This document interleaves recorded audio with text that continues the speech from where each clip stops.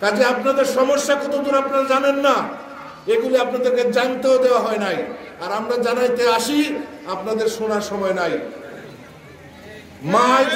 মায়ও দুধ দেনা না কানলে দে, আপনার বাচ্চারা দিছে আপনার মায়ের দুধ, তাইলে এটা তো খালি একটা বললাম। এখন শুনলাম পানের দামও নাকি পড়ছে। আমাদের দেশের প্রায় 100% লবণ এই অঞ্চল থেকে যায়।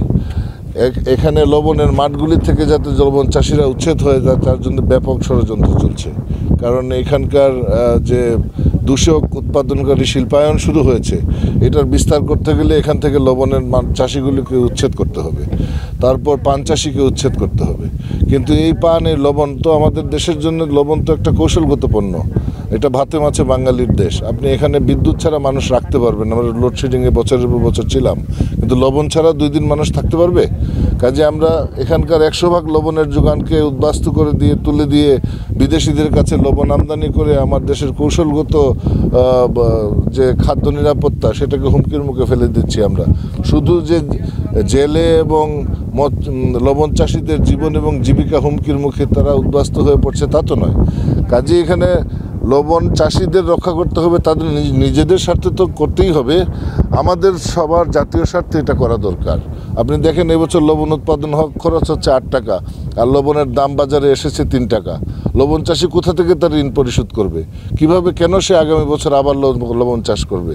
কিন্তু এর পিছনে যে বড় নেক্সাস রয়েছে, এই যে 5 লক্ষ মেট্রিক টন আপনি সোডিয়াম সালফেট ইম্পোর্ট করার অনুমতি দিলেন, 11 লক্ষ মেট্রিক টন আসলো, 8 লক্ষ মেট্রিক টন আপনার যে জায়গায় মজুদ ছিল, এগুলি তো ষড়যন্ত্রের অংশ, যাতে লবণ চাষিরা লবণের মাঠে আর না যায়। কাজে এগুলি তাদেরকে ঐক্যবদ্ধ হতে হবে, এদেশের মানুষকে জানাতে হবে তাদের বিরুদ্ধে কী ধরনের ষড়যন্ত্র চলমান, এবং তারা ঐক্যবদ্ধ না হলে এটা তো আমাদের পলিসি মেকাররা, আমাদের রাজনীতিবিদরা তো এটা রক্ষা করার জন্য এগিয়ে আসছেন না, মানুষের স্বার্থে তো তারা কথা বলছেন না। কাজে মানুষকে তার স্বার্থ সংরক্ষণ করার জন্য ঐক্যবদ্ধ হতে হবে। বান্ডেল থাকলে প্রতি সেনমানিতে টাকা বাঁচবে। বিকাশ সেনমানি বান্ডেল কিনে জিতুন প্রতি লেনদেনে। শুরু হয়েছে Standard Charter channel I agro অ্যাওয়ার্ডের 10ম আয়োজনের মনোনয়ন গ্রহণ।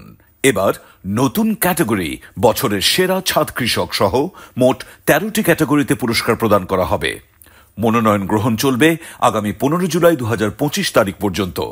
বিস্তারিত জানতে ভিজিট করুন www.agroaward.com এবং ফোন করুন 018737000556 এই নম্বরে।